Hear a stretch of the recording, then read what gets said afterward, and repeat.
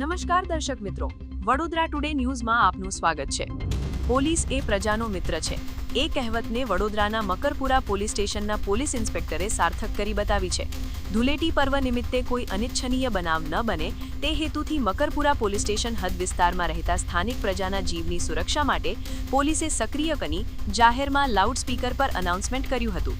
તંત્ર દ્વારા બહાર પાડવામાં આવેલા જાહેરનામા મુજબ મહીસાગર નદી કે અન્ય જળાશયોમાં નહાવા પર પ્રતિબંધ હોવાથી નાગરિકોને ઊંડા પાણીમાં ન જવા અને સુરક્ષિત રીતે તહેવાર ઉજવવા અપીલ કરવામાં આવી હતી।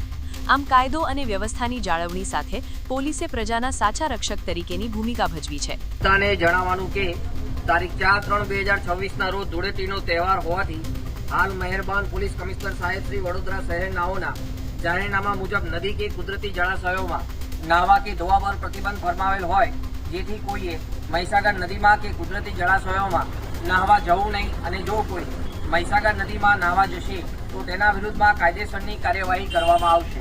જય હિન્દ। આ વર્ષ તમામ લેટેસ્ટ અપડેટ માટે જોતા રહો વડોદરા ટુડે ન્યૂઝ।